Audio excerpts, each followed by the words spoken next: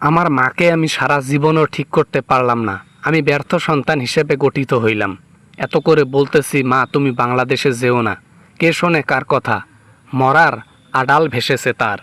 তোর মতো সন্তান থাকার চেয়ে না থাকাই ভালো। যে পরামর্শ দেয় দেশে না যাবার, যে পরামর্শ দেয় সরকার না হবার, যে পরামর্শ দেয় জীবন বাঁচার, দরকার কি? রিস্ক না নিলে পাওয়া যাবে কিছু? তোমার জীবনে যত টাকা তুমি চুরি করেছো আজ পর্যন্ত, একটা পাহাড় তৈরি করা যাবে। ওই পাহাড় যদি সারা জীবন তুমি শেষ করে পারতা তাহলে একটা কথা ছিল। তুমি বেঁচে আছো আর কয় বছর, টাকা শেষ করতে পারবা? টাকা আমার পাওয়ার হলে ক্ষমতা আমার অলংকার। আমার অলংকারকে ছাড়া আমি শূন্য। একটা মেয়ে অলংকার ছাড়া কেমনে থাকবে? আমি তার বাইরে যাইতে পারবো না। ক্ষমতা আমার লাগবে, সেটা যে কোনো মূল্যে। বাংলাদেশে যখন যাবা, তোমাকে জনগণ সুদলিং পং করে দিলে, আল্লাহ তালার কাছে পাঠাই দিলে, তখন কি ওইখানে যা ক্ষমতাগিরি করিও, ওইখানে যা আওয়ামী লীগ হইও? বুঝছো? তুমি তো আমার কথা শুনতেছো না, ভালো কথা বলতেছি তো। তোমার কথা শুনতাম যদি তুমি আমাকে পরামর্শ দিতা যে তুমি দেশে যাও, তুমি দেশে গিয়ে ক্ষমতা লও, তুমি তারপর যা ইচ্ছা তা কিছু করো। কিন্তু তুমি তো সেটা বলতেছো না।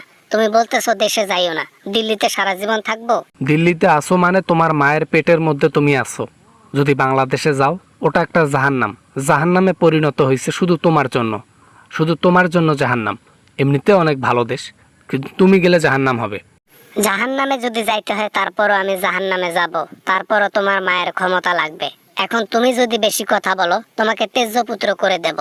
যখন ক্ষমতা নিব তখন আবার ফোন দিয়ে বলিও না 1000 কোটি টাকা দাও।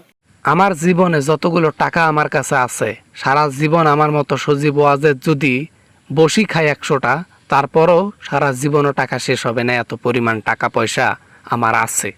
সেটা কার দৌলতে পেয়েছো?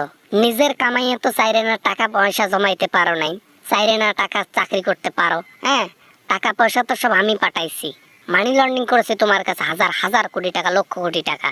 সে যেটাই হোক না কেন, সফটওয়্যার তো আমি বানাই দিছি। সফটওয়্যার তৈরি করার জন্য ওটা আমার পারিশ্রমিক নিয়েছি। তুমি যতই বলো না কেন আমাকে টাকা পাঠাইছো, আমার পরিশ্রম দিয়ে, আমার কষ্ট দিয়ে তোমার কাছ থেকে আমি টাকা নিছি। থাক বাবা থাক। যে তুমি সফটওয়্যার বানাইছো, এই সফটওয়্যার আমার ফোনে ইনস্টল দেওয়ার সঙ্গে সঙ্গে ফোন হ্যাং হয়ে গেছে। সেই ফোন আর চালাইতে পারি নাই। সেই সফটওয়্যারের কথা তুমি বলতেছো? হ্যাঁ, মেকারি কাজ করো, যায় মেকারি কাজ।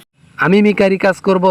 যা, যা, তোর পিছনে অনেক ডেও ধরেছে না? তুই যা, তুই যা, চলে যা, চলে যা, দেশে যা।